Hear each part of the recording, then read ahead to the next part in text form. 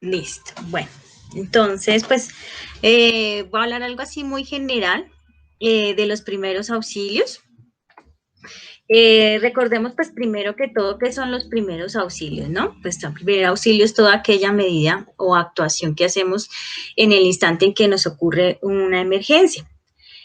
Un primer auxilio también es aquel apoyo que le brindamos a la persona que se encuentra pues en el accidente o en el lugar que le ocurrieron los hechos. Entonces, una palabra de apoyo también es un primer auxilio. Si yo no sé hacer una curación, si yo no sé hacer cómo tratar una quemadura o cómo tratar una convulsión, pero sí puedo estar con la persona y la persona se siente confiada en que yo voy a estar ahí, eso también es un primer auxilio. Qué importante que todos sepamos saber qué hacer en cada situación, sobre todo porque últimamente ya se nos va a presentar más seguido y sobre todo cuando estamos con los niños. Entonces puede que un niño nos convulsione, puede que un niño se nos queme, puede que un niño se nos corte, ¿sí? Entonces ya tenemos varios tipos de accidentes y es muy bueno saber qué vamos a hacer con ellos en cada momento. Existe pues una normatividad a nivel de Colombia que se llama la omisión de socorro. ¿Qué quiere decir esta normatividad? Que si yo, por ejemplo, veo que el señor se desmayó en el parque y yo para evitarme problemas y todo lo demás, pues prefiero irme y no llamar pues al centro médico, no llamar a una ambulancia o no pedir ayuda o no brindar el primer auxilio, si sea psicológico, eso es una omisión de socorro y eso trae consecuencias legales, penales, puede traerte una multa o hasta la cárcel. Entonces es muy importante que siempre que veamos cualquier tipo de accidente, así yo no sepa qué hacer, así yo no tenga ni idea de lo que tenga que hacer, pero si llamemos a un centro médico, a alguien que sí lo pueda hacer, que lo pueda manejar. Recordemos siempre pues que en los primeros auxilios hay tres pasos. Uno, pues proteger tanto a la persona como la que está en la situación, bien sea el niño, bien sea un adulto mayor, bien seamos nosotros, siempre tenemos que proteger y protegernos también nosotros. Entonces tampoco no podemos entrar a una zona donde ha habido un desastre natural, un derrumbe, y si yo veo que también voy a correr peligro, pues tampoco no me voy a meter en esa zona porque ya no sería una persona accidentada, sino pues conmigo serían dos. Entonces la idea es mirar muy bien todos el alrededor, ¿cierto? Entonces mirar, observar, que no me vaya a crear ninguna lesión, de que yo tampoco vaya a terminar pues lesionado por socorrer a la otra persona. Y sobre todo proteger a esa persona que entra como también queda en angustia, ¿no? Entonces, que resulta que ve sangre y empieza a desmayarse o empieza a actuar diferente, o hay personas que reaccionan muy diferentes ante esas emergencias, entonces, de lo mismo reacción, a veces se pueden ocasionar daño. Entonces, es mejor esas personas que uno sepa que ya se ponen muy nerviosas, pues también aislarlas de todo tipo de situación, porque si no pueden terminar haciéndonos daño, hacer daño a otra persona o hacerse daño a ella misma. La otra es avisar, muy importante que cuando nosotros lleguemos a una escena, veamos la protección, ¿no? Veamos que sí es seguro, porque si la persona está desmayada por un gas y eso, yo no me voy a meter en esa área. Pero sí necesito a alguien que es experto que venga y lo maneje. Entonces yo necesito avisar, llamar, bien sea la ambulancia, bien sea la enfermera en el lugar donde esté, o pues si yo estoy en la casa, pues ya tener los teléfonos de contacto de las emergencias. Si es una emergencia muy grave, pues tener el contacto de la ambulancia, de la policía, de la defensa civil, que son las personas que nos van a socorrer. Entonces, muy importante que tengamos esos números de contacto de la ciudad donde nos encontremos. Y ya, pues sigue la de socorrer. Entonces, en socorrer, si yo sé hacer el primer auxilio, si yo veo que es una herida leve y yo lo puedo manejar, lo puedo hacer, siempre y cuando yo me proteja, ¿no? Porque también necesito protegerme. No sé si la otra persona pues tenga alguna enfermedad contagiosa. Entonces, yo siempre debo usar mi tapabocas, unos guantecitos antes de tocar cualquier fluido corporal. Si ya, por ejemplo, es mi hijo, pues ya con mi hijo ya solo necesito un lavado de manos y actuar de inmediato, ¿cierto? Entonces, recuerden que es proteger, avisar y socorrer. Eso siempre lo debemos tener muy claro. Protegemos, nos protegemos, protegemos el alrededor, ¿cierto? Avisamos para que nos ayuden porque no sabemos si la emergencia que tuvimos fue muy grave y socorremos o asistimos al primer auxilio. Pues en casita o al lugar donde trabajemos o donde estemos, hay que tener un botiquín de primeros auxilios. Ahorita por la normatividad en esos botiquines no se pueden tener medicamentos. ¿Por qué? Porque hay personas alérgicas a los medicamentos. Entonces resulta que llega la amiga con el acetaminofén, con el ibuprofeno, bueno, con X y Y medicamentos, y la otra le dice que le duele la cabeza. Entonces resulta que sacan de su botiquín sus medicamentos y esa persona hizo alergia a ese medicamento. Tanto le hizo alergia que pudo convulsionar o pudo entrar en un shock. Entonces, o puede ocasionarle la muerte. Ya, por ejemplo, llega una ambulancia y llega a una investigación, la persona que le dio el medicamento tiene implicaciones legales. Entonces, recuerde que no debemos darle medicamentos a cualquier persona a menos de que no estén prescritos. Así sea un acetaminofén. Cualquier persona puede ser alérgico a ese medicamento. Entonces, es mejor evitar automedicarnos con ese tipo de medicamentos. ¿Qué debemos mantener en nuestro botiquín básico? Gasitas, esparadrapo, micropor, vendas, solución salina, tijeritas, un termómetro. Recuerden que ya tenemos solamente el termómetro digital. El de mercurio por el medio ambiente fue recogido, entonces ya ese ya no lo consiguen tampoco en el mercado. Si lo llegan a tener en casa, pues preferiblemente llevarlo a cualquier hospital o centro de salud para que hagan su desecho pertinente, porque esos termómetros están contaminando nuestro medio ambiente entonces, y también pues son venenosos para nosotros. Entonces, y sobre todo para los niños. Imagínense que el niño esté ahí con el termómetro y lo muerda, entonces se puede envenenar con ese mercurio que trae el termómetro. Entonces, por ahora, todos los termómetros que usamos son digitales.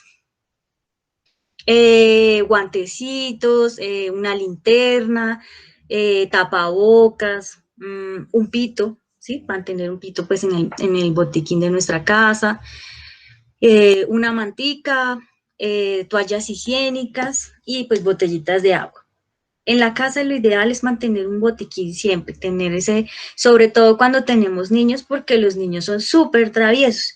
Entonces ellos siempre van a tener cualquier accidente. Entonces mantener un botiquín para ellos nos da la tranquilidad de que podemos saber qué hacer en el caso de que les pase cualquier evento. Muy importante saber pues los valores normales de los signos vitales. En estos tiempos pues ya es muy importante saber tanto como la respiración, como la tensión arterial, como la frecuencia cardíaca y la temperatura. ¿Cómo los medimos? Entonces, la presión arterial solamente se le puede tomar a adultos. Ya a los niños se les toma en clínicas o en instalaciones hospitalarias. Ahí se le toma la presión a los niños. La tensión arterial solamente a los adultos. Entonces, el tensiómetro que ya conocemos. La respiración, ¿cómo las vamos a manejar? Entonces vamos a colocar una manito en el pecho y vamos a contar cuántas veces expande el tórax, entonces cuántas veces sube y baja, ¿sí? Más o menos lo normal entre un adulto son de 12 a 18. Con los niños es más grande. Entonces, por ejemplo, ellos pueden respirar ya unas 25, 30 respiraciones por minuto. El pulso también varía. En nosotros, los adultos, el pulso está entre 60 a 100 latidos por minuto y entre los niños pequeñitos de los 100 hacia arriba. Entonces ustedes van a ver que hay un niño que tiene 120, 130 latidos de frecuencia cardíaca, sobre todo los más chiquiticos. No es que estén enfermos, simplemente ellos manejan su frecuencia cardíaca así porque necesitan empezar a bombear más sangre a su cuerpecito, mientras todo ese proceso de su cuerpo empieza a evolucionar. También está la temperatura. La temperatura está entre 36.5 y 37.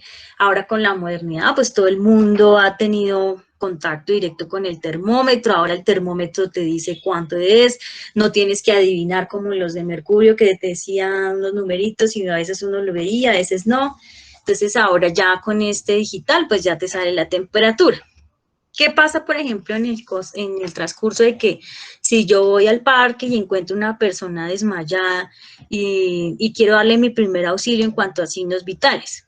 Entonces yo voy a mirarle la frecuencia cardíaca, la respiración y la temperatura se la mido de la siguiente manera. Entonces yo coloco una manito en la frente de la persona que encontré y una manito en la mía. Y dependiendo de la temperatura que nos dé, ¿cierto? Entonces ya sabes si está con fiebre o si está muy frío. Es una forma de medir la temperatura solo en caso de, pues, de emergencia y que no tengamos un termómetro pues a la mano. ¿Cómo vamos a hacer esa evaluación inicial? Resulta que encontramos, bueno, estamos en el colegio, no sé si aquí ya hayan estudiantes de licenciatura, están en su colegio y ya están trabajando y encuentran un niño desmayado. Entonces recuerden que tienen que hacer la triada. Entonces deben proteger al niño, deben protegerse en ustedes, deben avisar y deben socorrer. Bueno, entonces, ¿cómo voy a empezar a hacer esa evaluación inicial? ¿Cómo voy a mirar qué es lo que le pasó a ese chiquitín? Entonces, voy a mirar, me voy a acercar muy lentamente y voy a observar la escena, lo que les decía al comienzo. Si resulta que el niño se mareó porque dejaron el gas abierto, o bueno, por otro tipo de gases. Entonces yo tengo que verificar qué fue lo que le pudo haber ocasionado ese desmayo a ese chiquitín. Si yo ya veo que fue algo más de su cuerpecito, entonces me voy acercando lentamente. Cuando las personas son adultas, es mejor acercarse desde la cabecita, ¿sí? Me voy acercando desde la cabecita para ir verificando su estado de conciencia, porque a veces pues ellos se levantan muy agresivos y nos dan patadas, nos cogen de las piernas y también terminamos pues lesionadas. Entonces tenemos que tener mucho cuidado cuando nos acerquemos a una persona y verificar su estado de conciencia. ¿Cómo lo verificamos? Entonces la llamamos, fulanito, señor, señora, si sabemos el nombre del niño, Juan, Juanito, Pedro, ¿sí? Lo vamos llamando. Si él responde, hace un quejido o hace sí, entonces sabemos que está consciente. Si no responde, nos vamos acercando un poquito más. Y vamos a revisar con nuestros ojos qué fue lo que pasó, si de pronto fue solo un desmayo, o se cortó, o se quemó. Entonces vamos verificando como en la zona donde está el accidente y qué le puede haber ocasionado ese desmayo. Y ya después de eso, pues cuando ya llegaba pues apoyo o eso, entonces empezamos a socorrer a nuestra persona. Entonces, primero que todo, como decían, proteger, entonces vamos a usar nuestros elementos de protección personal, nuestro tapabocas, nuestros guantes. Ahorita no podemos bajar la guardia, ¿no? Entonces, toda persona que no conozcamos, pues puede ser un positivo para COVID o puede tener una enfermedad contagiosa, ¿sí? Entonces, lo mejor es que si yo me cuido, pues puedo cuidar a los demás. Entonces, mis guantes, mis tapabocas, el lavado de manos, evaluamos la situación, verificamos la escena y ya pues empezamos a actuar. ¿Cómo actuamos con las heridas? Entonces eso es lo primero que vamos a encontrar. Bien sea en la casa, bien sea en el colegio, bien sea en la calle, vamos siempre a encontrar varios tipos de heridas. Pues, ¿qué es una herida? Entonces, la herida es cualquier lesión física que afecta a los tejidos de nuestro cuerpo. Entonces,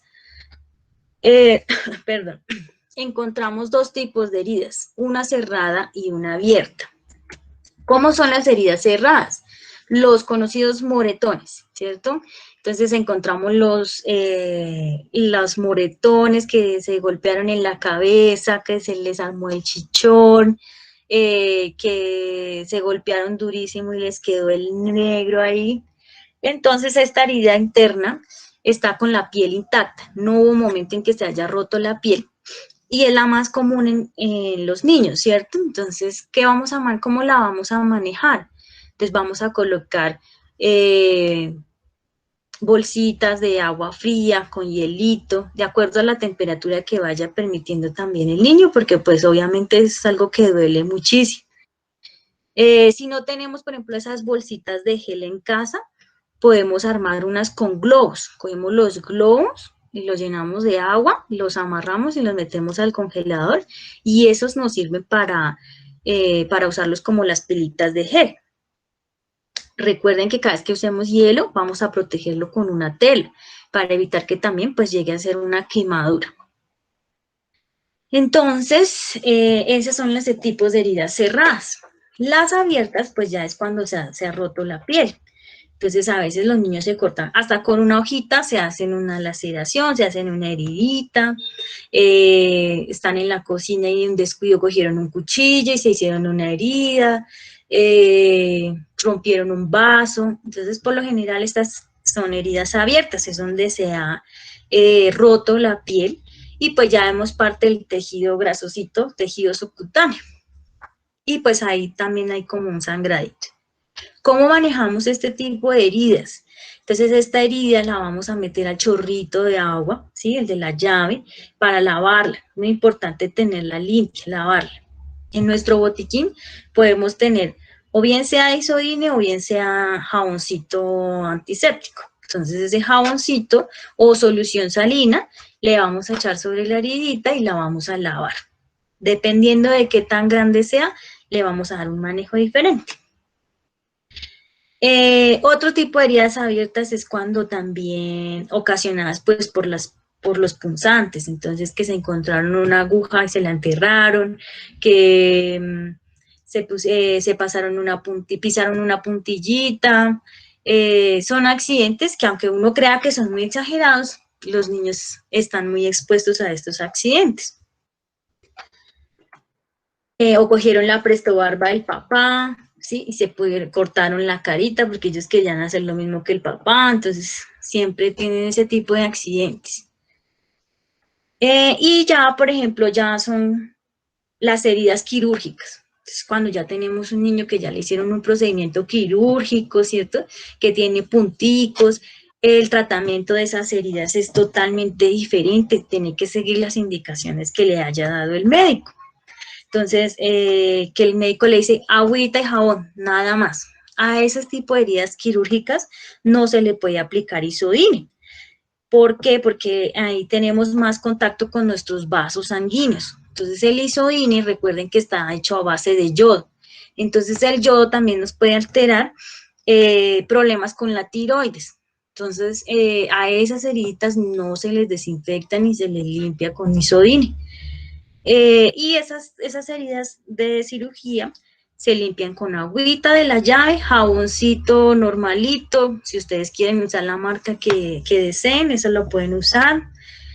Y no se cubre. Después de que ya se ha lavado y se ha retirado el vendaje, que el médico ya le dice ya no necesita más vendaje, no se necesitan curaciones. Entonces, si ustedes la cubren y la cubren, pues no va se va a demorar en cicatrizar porque el tejido va a estar húmedo, entonces no va a poder cicatrizar lo más rápido posible.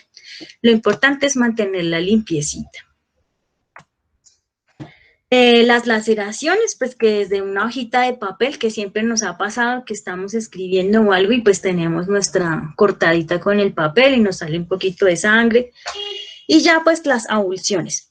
Las avulsiones son la pérdida ya de un dedito, que resulta que el niño estaba en el carro, metió el dedo y pudo haber perdido el dedito ahí. Entonces ese tipo de heridas, esas heridas sí necesitan asistencia médica urgente. Entonces, si por lo menos yo puedo recuperar el dedito que estaba ahí atrapado, yo lo puedo coger y lo puedo meter en agüita fría. No lo vamos a meter en hielo, porque si no, pues lo podemos correr el riesgo de que se nos queme el tejido. Pero sí lo vamos a envolver en una gasita y lo vamos a meter en agüita fría para llevarlo inmediatamente al centro médico, para que pueda ser posible que se lo coloquen de nuevo. Entonces, sí es posible si lo manejamos bien y se lo llevamos bien húmedo y al centro médico. Y ya pues son las mutilaciones, que eso ya pues ya son procedimientos ya pues más exagerados, ¿cierto? Y los aplastamientos, pues que eso se ve más que todo en empresas. ¿Cómo se deben manejar las heridas? Entonces, nosotros lo que debemos hacer es retirarnos todo tipo de joyas que tengamos en la mano. Uno siempre por lo general en la casa está con el anillo, con la manilla, todo ese tipo de aretes, de joyas y eso. Entonces nos lo vamos a retirar y nos vamos a lavar muy bien las manitos con agua y con jabón. Vamos a colocarnos nuestros guantecitos. Así sea nuestro hijo, usemos mucha asepsia, ¿sí? Usemos nuestros guantecitos, lavémonos las manitos, porque es nuestro hijo. Entonces, ¿qué vamos a hacer con ellos? Vamos a cuidarle su herida. Si yo le voy a tratar una herida con las manos con las que estaba picando la cebolla o estaba cortando la carne, pues se la voy a contaminar, ¿sí? Si yo voy a tener un contacto con ellos en sus heriditas, se las voy a lavar, pues, y yo no usé pues los guantecitos, se la puedo contaminar. Entonces, la ideal es que en nuestro botiquín pues tengamos ese tipo de cosas y que la cicatrización no le quede, pues no le quede una marca para toda la vida, ¿no? Y usamos solución salina o el agüita de la llave y jaboncito, nada más. Entonces no le vamos a aplicar nada más. Vamos entonces a empapar la gasita con la solución salina y el jaboncito y vamos a limpiar siempre, siempre de adentro hacia afuera. Ese siempre le dicen a uno, de adentro hacia afuera. ¿Qué quiere decir de adentro hacia afuera? Entonces, si yo veo la heridita, desde donde yo veo como la grasita, desde ahí voy a empezar a limpiar hacia afuera y boto esa gasa. Esa gasa no la vuelvo a pasar por ahí. Otra vez, vuelvo y cojo otra gasita y se la paso y se la limpio, pero no la vuelvo a poner ahí. Si observamos pues muchísimo sangrado, vamos a hacerle presión. ¿Cómo le hacemos la presión? Ya ahorita les explico cómo hacemos la presión. Y pues en caso de hemorragia, pues colocamos un apósito. Si no tenemos apósitos, pues varias gasitas. ¿Cómo hacemos los apósitos? Por ejemplo, obtenerlos en casa. Compramos el vendaje de gasa, algodoncito, y entre la gasa metemos el algodoncito y con eso podemos hacer nuestros apósitos. ¿Qué vamos entonces a hacer? Por ejemplo, nuestros chiquitos, ellos, el primer auxilio de ellos es ver una mamá tranquila, ¿cierto? O la persona que está a su alrededor tranquila. Porque si nos ponemos a llorar con ellos, pues ellos pensaron que ya, mejor dicho, con eso perdieron la vida. Entonces necesitamos estar muy tranquilos para actuar con ellos. Y ellos son muy consentidos, son muy mimados. Entonces, si se rasgaron la manito con el papel, pues ponerle su curita, ¿cierto? Y mira, y enseñarles a ellos lo importante que es la asepsia, de que se limpien, de que se laven sus manitas, de que se limpien la heridita. Y si ya, por ejemplo, tenemos las heridas bien abiertas, lo que vamos a hacer es afrontarlas. ¿Cómo las afrontamos? Pues con el micropor vamos a unir la piel. Entonces vamos a tratar de unirla lo más que podamos para que la cicatrización empiece rápido ahí. Muy importante que para todo el procedimiento que hagamos, pues tengamos nuestras manos limpiecitas. Bueno, entonces lo otro que tenemos después de las heridas y sobre todo de las heridas más grandes, pues son las hemorragias. Y existen tres tipos de hemorragias, una arterial, una venosa y una capilar. La capilar es la que nos pasa cuando nos cortamos con la hojita o con el cuchillo, ¿cierto? Entonces, esa capilar es una sangrecita que es bien rojita, pero coagula rápido. Ya cuando tú te echas agüita, ya empezó a dejar de sangrar. Y también le podemos hacer un poquito de presión y ella para su sangrado. La venosa también, la venosa es más oscurita y lo que le hacemos es presión. Presioncita, unos 2-3 minuticos y ella para su sangrado. Pero en la arterial ella sale disparada, ¿sí? Ella sale a presión. Entonces, y es súper roja, brillante, y es la que no nos da espera. Entonces, ese tipo de hemorragias, lo que vamos a hacer es una presión constante y esa es la que tenemos que llevar inmediatamente a un centro de salud. No quiere decir que la venosa no tengamos que llevarla, sí la tenemos que llevar si no ha parado de sangrar por mucho tiempo. Entonces, ¿cómo controlamos pues las hemorragias? Dependiendo de si es arterial, dependiendo de en qué zona esté pues la herida de la hemorragia. No vamos a hacerle torniquete. Los únicos que están aprobados para hacer torniquete, pues son todo lo que es defensa civil y bomberos, porque ellos tienen un entrenamiento especial. O las personas que han querido pertenecer como voluntariados a estas áreas, ellos también tienen un permiso especial para hacer torniquetes, porque el torniquete no es hacerle presión porque puede perder la mano o el pie, entonces es una presión diferente y es con otro tipo de material y ellos están entrenados para eso. Mientras yo tenga una hemorragia, lo que yo voy a hacer es colocarle el apósito y la gasa y dejarla ahí. No se la voy a quitar absolutamente para nada. Y lo que le voy a hacer es presión. Y le voy a hacer presión al lado siguiente de la arteria. Entonces, si mi sangrado es radial, ¿cierto? Entonces yo le voy a hacer presión en todo lo que es en el codito, tenemos la arteria braquial. Entonces ahí le vamos a hacer la presión también. Y entonces la idea es mantener presionada la herida y mantener presionada la arteria. También elevar el miembro donde está pues la herida, también es súper bueno porque nos ayuda a bajar un poquito la presión. Y bueno, en ese caso de las hemorragias, lo importante es lo que les digo. Yo no le voy a quitar ni las gasas, ni el apósito, no le voy a quitar nada de eso. Si yo veo que la primera gasita se empapó de sangre, cojo otra gasita y se la coloco encima. Y esa que le puse encima sí se la puedo quitar y la cambio por otra. Pero la que está abajo en contacto con la arteria no se la quitamos porque nos está ayudando con la cicatrización. Entonces, esa que está ahí abajo directa se la vamos a mantener bien presionada. Otro tipo de, pues no sé si hasta aquí tengan alguna pregunta, alguna duda.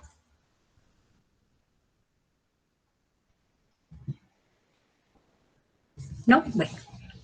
Entonces. No, Marcelita, continúa, está muy interesante el tema.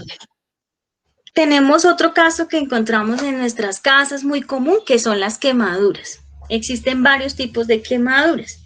Está la de primer grado, la de segundo grado y la de tercer grado. Entonces, la de primer grado, las traje aquí, espérame, no las traje.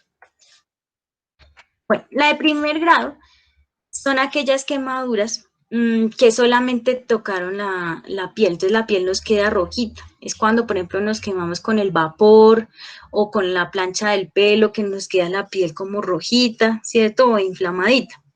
En las de segundo grado ya tenemos ampollitas y duele. Y en la del tercer grado, pues ya se ha llevado la piel. Entonces esas son las más grandes. ¿Cuáles podemos manejar en casa? Podemos manejar las del primer grado y las del segundo grado. ¿Cómo las podemos manejar? La quemadura, por ejemplo, de la colita de los bebés. ¿Cómo yo le voy a manejar la quemadura de las colitas?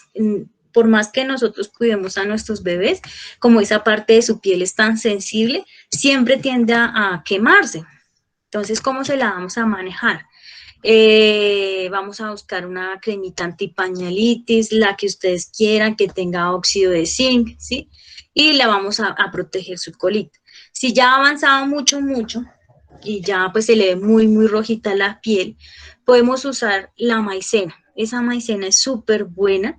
No sé si la conozcan. La maicena ustedes llegan y se la aplican directamente en su piel y pueden hacerle intercalado. Entonces, primer pañal con la cremita del óxido de zinc, la siguiente cambio de pañal con la maicena y así. Lo ideal es que cada vez que le hagamos el cambio del pañal, pues no le limpiemos con pañitos porque le va a doler, sino pues mantenerlo al chorrito, bien sea del agua de la llave, que aunque está muy fría y todo eso, pero ellos se refrescan, es para refrescarle su piel. y con eso le vamos a quitar todo el excedente de la cremita, del popó, y también secarle súper bien todas las zonas, el gordito entre la pierna, toda esa parte se la podemos secar. Muy importante quitarle todos los restos de crema porque eso también le va a generar pues una pañalitis. ¿Sí?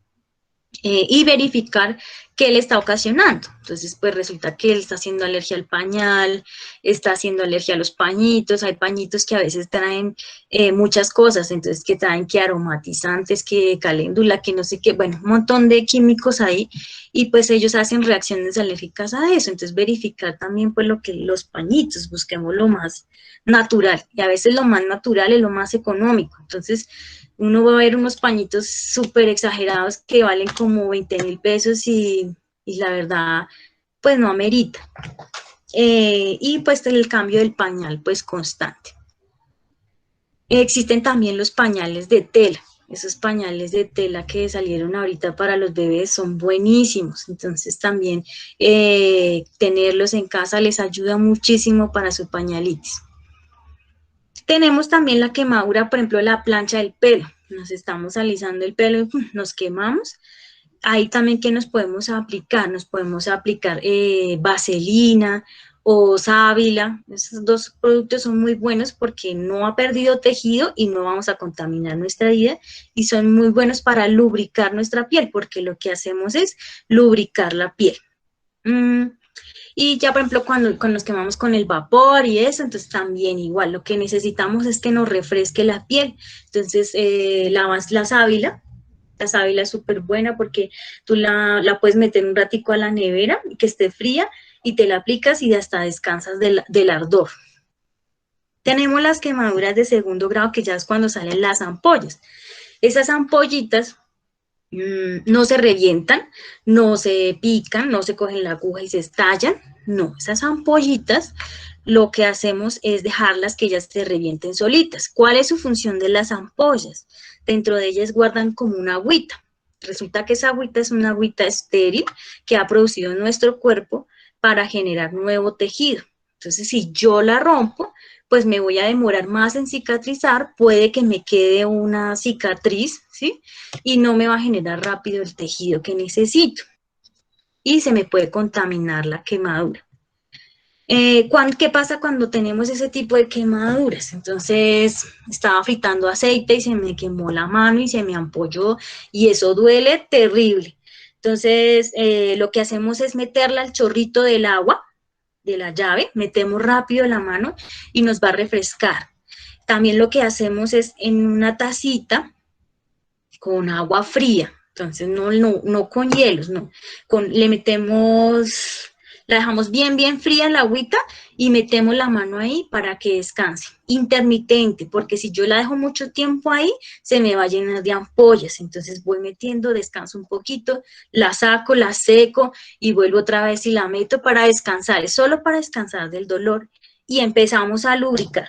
Entonces existen cremas en el mercado, las que más me gustan a mí es la vaselina, es una crema súper buena, que tú lo que haces es lubricas mucho la piel con ese tipo con la vaselina. Entonces la aplicas y te lubricas todo el tiempo para que no te vaya a quedar pues una cicatriz. Y si mientras tú no revientes las ampollas, no te va a quedar cicatriz. Y ya pues las de tercer grado es cuando ya esas ampollitas se llenaron tanto del químico que le quemó, bien sea el aceite o bien sea otro tipo de químicos, y se llevó la piel y ya pues se ven los músculos, los tejidos, ¿sí? Entonces ese tipo de quemaduras no las puedo tratar en casa. Ese tipo de quemaduras necesito ir a un centro médico para que les hagan una cirugía, les hagan un lavado, les hagan un procedimiento especial para que no se me vaya a contaminar el lugar donde haya hecho la herida. Por ejemplo, si fue en el brazo y se me contamina, yo puedo terminar en una amputación. Entonces, lo importante es que ese tipo de quemaduras siempre vayamos a un centro médico especializado. Existen las hemorragias internas. Creo que se me coló esto. Las hemorragias internas están la nasal, ¿cierto? Y la de los dientecitos. Entonces, ¿Cómo voy a manejar una hemorragia nasal? Entonces, ¿por qué? La hemorragia nasal lo que voy a hacer es coger una gasita y me voy a hacer, le voy a hacer como recoger el sangradito de la nariz. ¿Sí? Tratemos de no hacer tapones como muestra la foto, no le vamos a hacer, meterle allá papel y meterle gasas, porque no, porque después esa sangre se coagula ahí, cuando ustedes la vayan a sacar, vuelve y otra vez presenta el sangrado. Entonces lo que voy a hacer con la gasita es recolectar el sangrado y le voy a hacer presión en esta parte, en este huesito, en el huesito que está entre los ojitos, ahí, en el último huesito que uno siente en la naricita, ahí voy a hacer presión unos 3 a 4 minuticos. No voy a hacerlo con la cabeza hacia atrás, no lo voy a hacer hacia adelante, sino en una posición que me quede mirando hacia el frente, para que tampoco no se me vaya a atorar con la sangre. Tenemos la hemorragia dental, que siempre se les cae un dientecito. ¿Cómo le podemos manejar ese sangradito a los niños? Entonces podemos hacerles que esas bolsitas de aromática que tenemos en casa, las podemos mojar y las metemos al congelador y se las podemos poner a los niños, dependiendo de que si les guste, ¿no? Entonces, y podemos colocar las gasitas las humedecemos y las colocamos un poquito en el congelador y se las dejamos ahí que les refresque un poquito y nos ayude con la coagulación. Les hacemos presioncita. Ay, me quedó, fue cruzada la de las quemaduras. Bueno, aquí estaban pues las quemaduras, entonces está como les decía, la del primer grado, la de segundo grado y la de tercer grado. Bueno, tipos de convulsiones. Entonces resulta que siempre vamos a tener momentos en que vamos a encontrar a alguien que convulsione. Bien sea un niño que haya tenido temperatura alta, bien sea un familiar, ¿sí? Alguien que ya tenga pues un antecedente como este. Recuerden pues que las convulsiones es como nuestro cerebro todo el tiempo está conectado con las neuronas y un momento de esos, las neuronas dejó de hacer una conexión, entonces se quedó quieta y no hizo la conexión con la otra. Entonces es un momento que el cerebro queda sin actividad. Entonces por eso empieza a ese tipo de convulsiones. Cada vez que tenemos una convulsión, se pierden neuronas. Entonces, por lo general, dejarlos que convulsionen mucho tiempo, pues es un daño grandísimo para nuestro cerebro. Existen varios tipos de convulsiones. Entonces está pues la focal, que es cuando aquella persona se queda súper quieta, mirando allá al espacio y se queda perdido, tieso, rígido, y que tú le estás hablando y ni siquiera te mira. Esas son pues las focales. Existen las tónicas. Entonces, son esas personas que cogen los bracitos y los mandan hacia atrás, las piernas hacia atrás y quedan súper tiesas también. Entonces, esas también son tónicas. Las clónicas son las que todo el mundo ve en las películas, que empiezan a moverse y a sacudirse. Y existen una que tenemos que tener mucho cuidado con nuestros niños, porque es la más frecuente y es la de ausencia. Entonces, este tipo de ausencia es cuando los niños están, por ejemplo, comiendo y se van mucho tiempo. Entonces, por lo general, ellos tienden a elevar su mente, ¿no? Entonces, cuando tú ves que el niño está mirando mucho a un punto fijo y tú lo llamas y lo llamas y no se conecta, eso es un tipo de convulsión. Entonces, con ellos toca estar muy, muy conectados. Entonces, por ejemplo, resulta que dicen que es que mi niño no come y se queda mirando al espacio sideral. Entonces, tenemos que tener mucho cuidado con ese tipo de convulsiones. Entonces, la focal, sin alteración ni pérdida del conocimiento, se escuchan pitos, zumbidos. En la tónica, pues entonces tienen la rigidez muscular, a veces ponen los ojitos blancos. Y en la clónica es cuando a veces ellos se orinan, se hacen popó, ¿sí? Porque relajan todo su cuerpo. Y en la de la ausencia, esa sensación de quedarse dormidos, soñar despiertos. Entonces a veces hay niños o hay personas que en la infancia tuvieron ese tipo de convulsión y quedaron ahí, quedaron en ese sueño y no se conectaron nunca.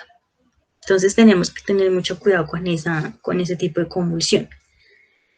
Para la más conocida, que es nuestra convulsión clónica, que es la que se mueve todo el cuerpo y es la que más angustia nos da, ¿qué es lo que debemos hacer? Entonces debemos apartar todos los objetos, todo lo que pueda generarle lesión, improvisamos una almohadita, se la colocamos debajo de la cabecita y si le podemos aflojar, no le vamos a meter ni lápices, ni esferos, ni nada dentro de su boquita porque se nos puede atorar.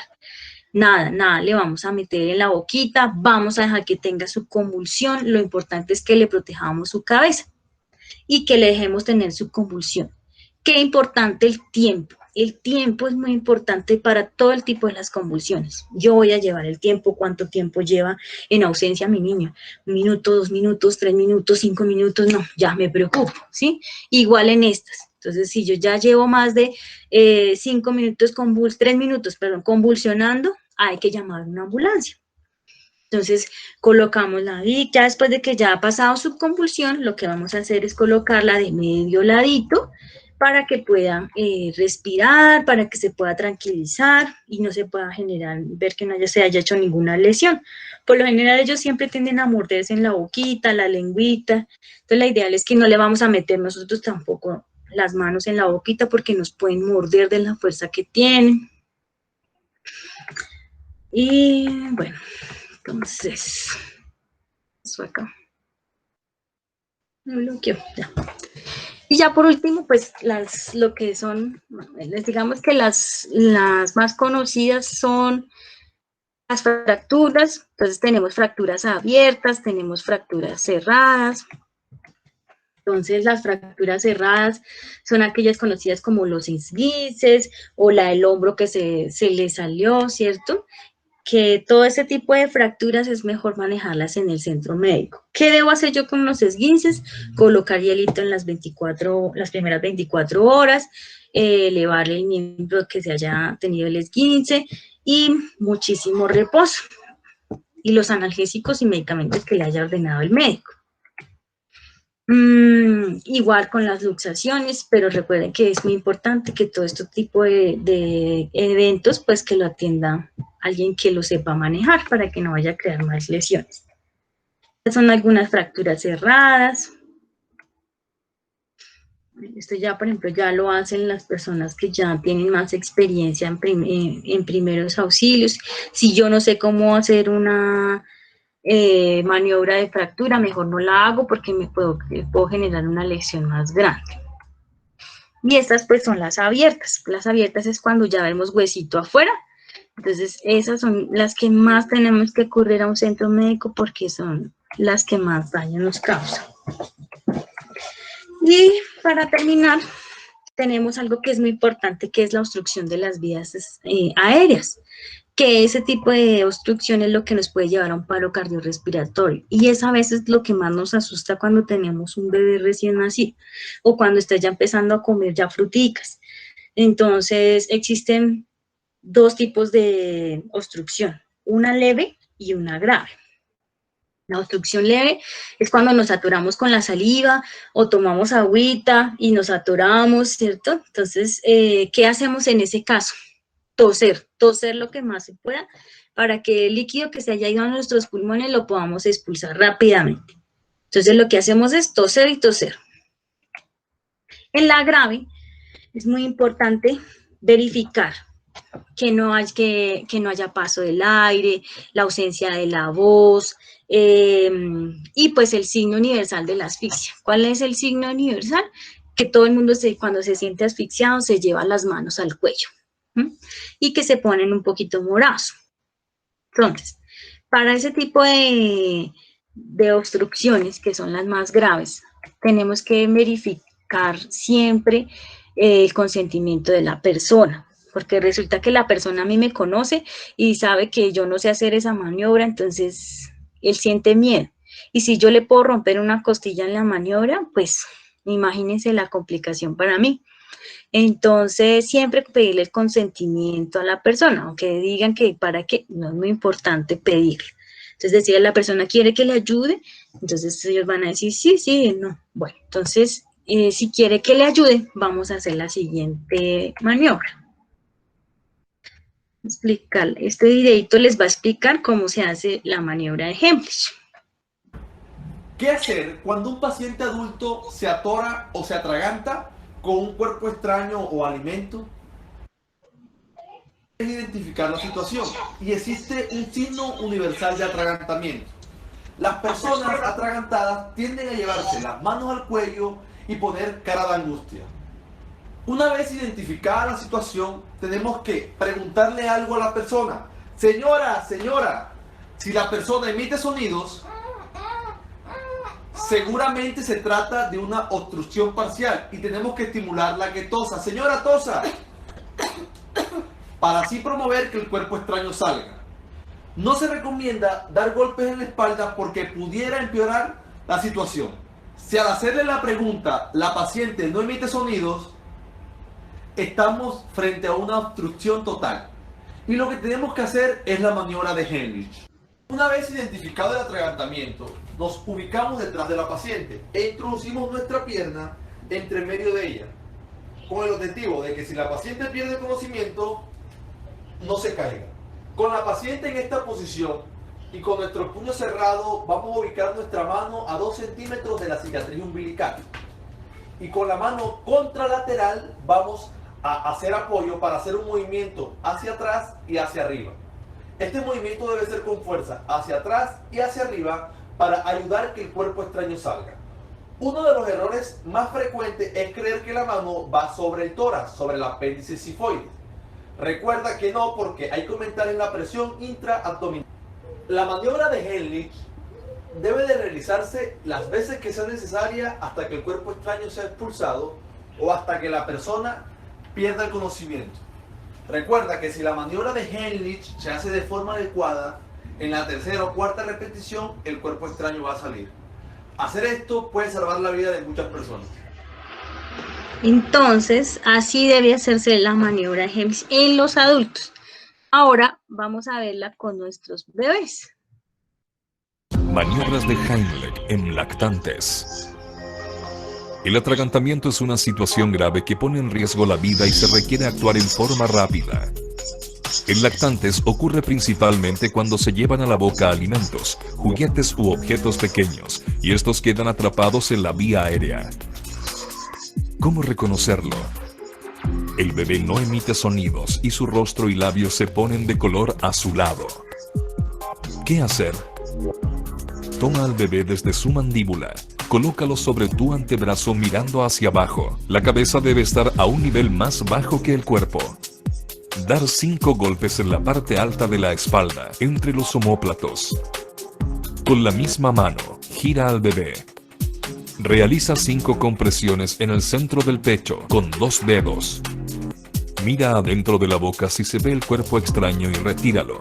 Si no se ve, vuelve a repetir el ciclo completo. Repetir estas maniobras hasta la expulsión del objeto o que el bebé pierda el conocimiento. En estos casos, llama al servicio de urgencia e inicia reanimación cardiopulmonar. Siempre acude a un servicio de urgencia para evaluar al paciente. Si es tu salud, es la alemana. Entonces ya con los bebés sí es diferente, porque la presión que ya vamos a manejar no va a ser la misma que vamos a manejar con un adulto, porque recuerden que ellos todavía no tienen la fuerza que nosotros tenemos y podemos ocasionarle otro tipo de lesión. Entonces verificar muy bien su atragantamiento. Entonces eso era lo que traía hasta hoy para ustedes. Espero pues les haya gustado. Si tienen alguna pregunta, alguna duda, alguna inquietud.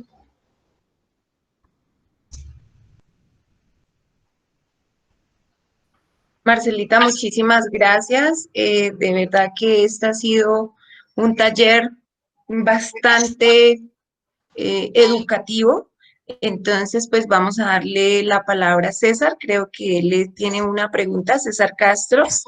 Y pues le voy a pedir el favor a las estudiantes que están acá de trabajo social que por favor nos ayuden a recoger las preguntas para podérselas compartir a Marcelita y que ella nos las despeje. Bueno, Estefanía o o Valeria, que ellas iban a hacer una intervención al comienzo, entonces no sé si Estefanía nos pueda colaborar.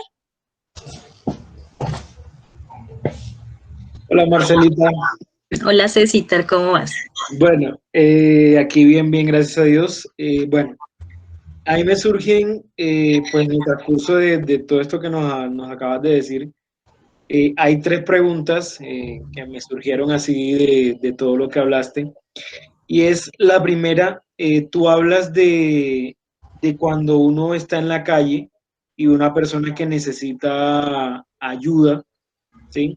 Y uno a veces no cuenta con los implementos que tú mencionabas, como los guantes para protegernos ahorita, guantes, de pronto tener ahí a la mano como ese jabón, sino que solamente tenemos el alcohol o el gel antibacterial. Tú dices que ponerle la mano en la cabeza cuando tienen fiebre, me surge una duda. En ese caso, pues ahora que estamos en esta situación de pandemia, uno cómo actúa en ese caso, ¿sí? O sea, cómo puede uno actuar frente a esa situación de que no sabe uno, porque no conoce a la persona si la persona tiene o no tiene COVID, ¿sí? Me surge otra pregunta ya más adelantico, y es, tú hablabas de las quemaduras, y uno por lo general, en los mitos que uno siempre le han dicho es, eches un poquito de crema dental, ¿sí? En la herida para que se le sane, ¿sí? Y la tercera duda que me surge así desde lo que acabas de hablar, es cuando, por ejemplo, tú sabes que yo tengo ahora mismo un bebé, y tú hablabas ahorita, pues en el video mostraba cómo hacer la maniobra en los bebés, ¿sí? Y pues uno hay como que le da miedito de pronto como realizarla para no perjudicar al niño. Hay uno como haría, ¿sí? En esos casos. Ok, bueno, entonces, para la primera pregunta, que es el miedo que todo nos da, recuerden que siempre hay una ley, ¿no? La ley de omisión del socorro. Entonces, pero también yo debo protegerme, como decía, yo tengo que protegerme. Entonces, ¿cómo actúo en ese momento? Yo tengo que verificar el estado de conciencia de la persona. Entonces yo le llamo, señor, está bien, necesita ayuda. La persona me responde o no me responde. ¿Listo? Entonces la idea es que tampoco nos las vayamos a dar de héroes, porque podemos terminar implicados en otro tipo de situación. Y más si no sabemos hacer otro tipo de maniobras, porque si resulta que si yo lo muevo, lo volteo, lo saco, y él tenía una fractura y se lesiona, pues también me tira otro tipo de implicaciones. Entonces, por eso es muy importante observar la escena. Cuando yo hablaba de los signos, para las personas que trabajan en la ambulancia, los paramédicos, existen algo que se llaman los signos de vida. Yo verifico que la persona si respire. ¿Cómo lo verifico? Viendo. Al momento del contacto, bueno, pues ahorita ya es muy difícil tener el contacto con las personas, sobre todo pues porque para todos nosotros ya todos son positivos en COVID, en cuanto a COVID. Y pues a VIH y a muchas enfermedades. Si yo no tengo los implementos de protección, pues no me pongo a hacer maniobras que no voy a hacer. Simplemente cojo el teléfono y llamo. Y ya con eso cumplí con dar mi primer auxilio. Porque yo no sé manejar la situación, me puedo poner nerviosa, puedo actuar insegura y puedo ocasionar un accidente más grave. Entonces simplemente llamo a urgencias, a la defensa civil, y comento pues la situación. No hagamos cosas inseguras. Por más que la persona ya se nos acerque y todo eso, no hagamos acciones inseguras, y sobre todo para nosotros. En este tipo de casos siempre debe prevalecer ese dicho que dice, primero yo, segundo yo, luego yo y por último yo. Entonces, eso es lo que siempre debemos tener en cuenta. En cuanto a la maniobra del chiquitín, cuando necesita, te la explico bien con el muñequito para que te quede pues más clara. No es una maniobra que se pueda aprender así. Es una maniobra que necesita práctica, constancia, ¿sí? Y que se necesita conocer sobre todo pues al bebé. Entonces, ese tipo de procedimientos los brinda, por ejemplo, la defensa civil. Si alguien quiere aprenderlo, no necesita ser enfermero, no necesita ser médico, no necesita ser paramédico. Ustedes van a la defensa civil y se inscriben al curso de OBASE. OBASE es Obstrucción de Vía Aérea Cuerpo Extraño, y ustedes reciben una capacitación con una certificación. Entonces ustedes lo pueden adquirir, bien sea con los bomberos, con la defensa civil, lo pueden hacer perfectamente. Ellos tienen los muñequitos, ellos tienen todas las maniobras para que ustedes las puedan manejar, y pues si alguno quiere, pues con muchísimo gusto yo se la puedo explicar, pero no lo puedo certificar. Y esa ya es como más personalizada.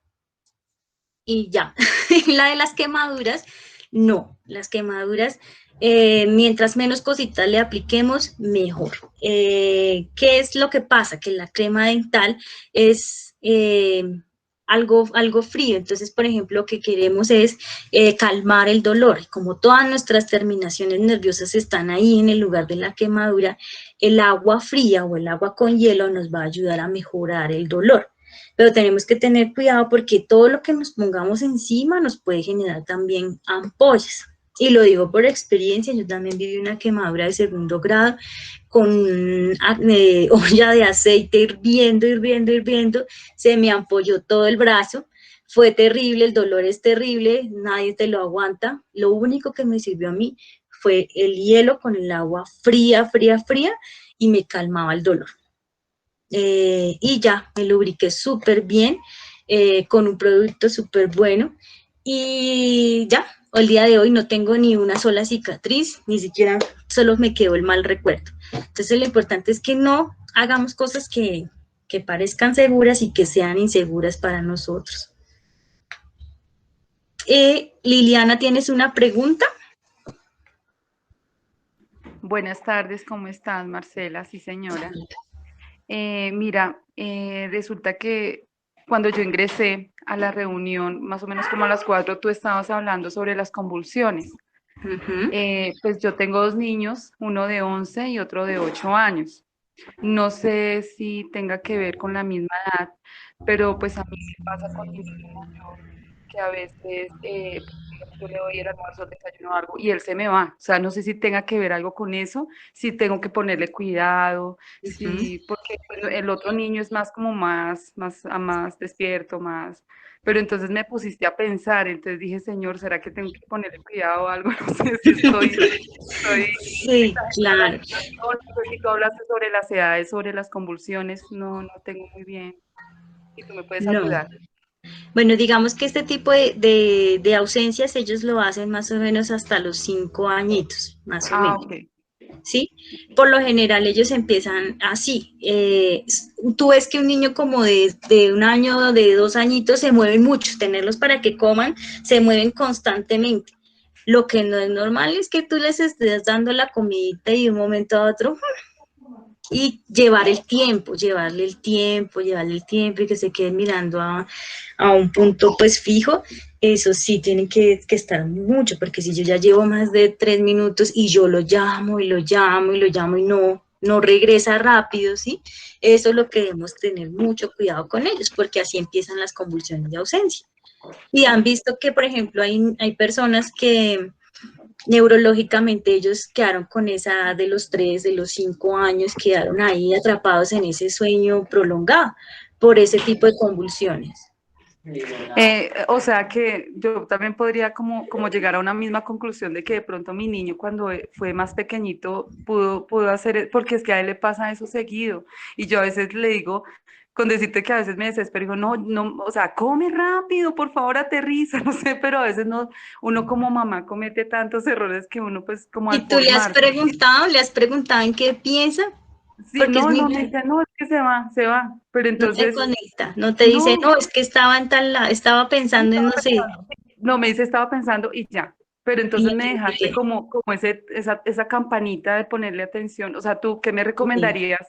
¿Tú qué me te recomendarías? ¿Qué paso debo hacer como para, digamos, hacer un examen? De pronto, no sé si de pronto lo puedo manejar de otra manera aquí en la casa. De pronto con todo esto de la situación del COVID, que el encierro, todo eso también le afectó terriblemente a él. No sé, se me ha ido más en todo. Pues No sé ahí si pues, lo que te puedo sugerir, bueno, pues nada, es Verificar cuando estén comiendo, pues que no haya ningún equipo de televisión ahí para que tú también puedas tener ese control ahí. Sobre todo, por lo menos mientras verificas que sea algo que no tenga consecuencias. Entonces, que coma sin el televisor, verificarle la ausencia, cuando empiece a ausentarse, empieza a preguntarle qué piensas, qué haces, a dónde quieres ir, sí, como por qué se está yendo y por qué está generando la ausencia, ¿sí? Y conectarlo a la realidad. Mira, aquí está este tenedor de este color, conéctalo mucho. Por eso es muy importante que los niños coman en su comedor con sus papás, aunque sea una tradición muy, muy antigua, es algo que es muy bueno para ellos, entonces conectarlos a la convivencia, a la situación, decirles, mira, hoy hice esto, me pasó esto, hoy mira, hoy voy a correr con esto, hagamos esto, porque ellos lo necesitan para conectarse a la realidad. Y verificar pues eso, y como ahorita ellos están tanto en sus pantallas con las clases y todo lo demás, es cuando más debemos verificar ese tipo de ausencias, porque a veces ellos están viendo la pantalla, pero están en otro mundo. Entonces tenemos que conectarlos. Y lo que te digo, el tiempo, mirarle el tiempo, entonces que se demora mucho. Y si él ya está estudiando, mírale también su parte educativa, si ha bajado el rendimiento, si lo ves más desconcentrado, eso también tienes que estar súper pendiente. Y si ya tú ves cambios en él, entonces eso ya tienes que reportarlo. Aquí ok, muchísimas gracias. Muchas gracias. Bueno, me preguntan que cómo curar una herida cuando se tiene diabetes. Uy, súper, o sea, esas heridas hay que cuidarlas muchísimo, muchísimo. Existen personas que se especializan muchísimo para esas heridas, hay unas clínicas de heridas, porque resulta que esas heridas no se pueden limpiar con cualquier crema ni cualquier medicamento, entonces tienen un tratamiento especial. De esas personas que ya les han diagnosticado pues la herida, las úlceras, depresión, tienen otro tipo de procedimientos. Yo trabajé un tiempo con clínica de heridas y pues lo que te digo, todo se va renovando, pero se usaba mucho la papaya la usaban mucho para regenerar ese tejido muerto, y las cremas de óxido de zinc, la más conocida creo que la Marley, que es la que usan y la aplican y es una crema de óxido de zinc como todas. Lo importante de esas heridas es que cada vez que yo le haga una curación es que le debo retirar todos los restos de esa crema o todo lo que le haya puesto. Entonces es mejor que alguien especializado lo haga. Aquí tenemos otras preguntas, Marcelita. Dice Paula Viviana, en caso de que no tengamos gasas, ¿qué otra cosa podemos usar para controlar el sangrado de una herida? Bueno, digamos que la situación económica en todo el mundo no es la mejor, ¿no? Y pues que una gasa vale 3.000 pesos, bueno, sí, están costosas porque ahorita pues son lo que más se están usando. ¿Qué se puede usar? Puedo yo coger una toalla nueva, ¿sí? Que no la usé yo para secarme ni nada, y la puedo, por ejemplo, recortar, hacer trocitos y la puedo mantener en el botiquín.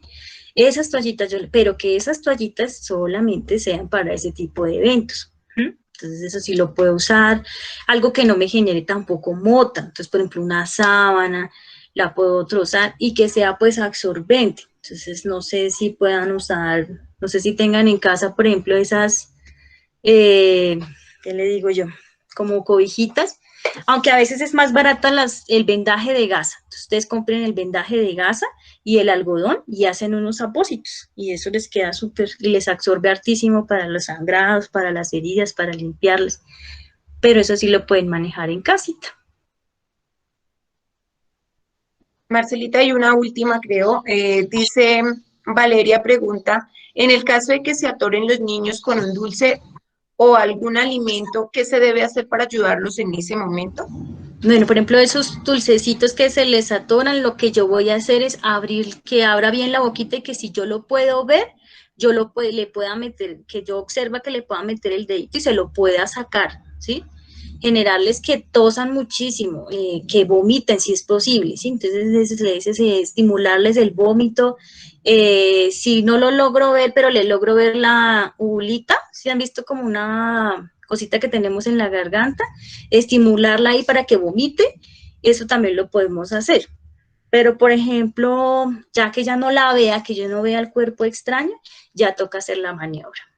Entonces ahí sí toca hacer la maniobra porque ya empiezan a ponerse morados, no pueden, recuerdan lo que nos dijo el Señor, entonces Él decía que si no emite ningún sonido, que se ponen morados, ¿cierto? Entonces es el momento de hacer la maniobra, solamente que no emitan el sonido, que se estén poniendo morados y que ya pongan su maniobra de asfixia. Entonces ya todo el mundo sabe que pone la mano así y ya se siente asfixiado. Sobre todo los chiquitos, porque así es una técnica que todo el mundo la conoce. Sobre todo cuando los chiquitos se sienten atorados, ellos todos se llevan la mano así, porque piensan que así pueden evitar desatorarse. Entonces esa es la maniobra que debemos hacer con los chiquitos. A ver, Listo, Marcelita, muchas gracias. Bueno, al parecer no hay más preguntas en el chat. No sé si alguien quiere decir algo, manifestar algo sobre el taller del día de hoy.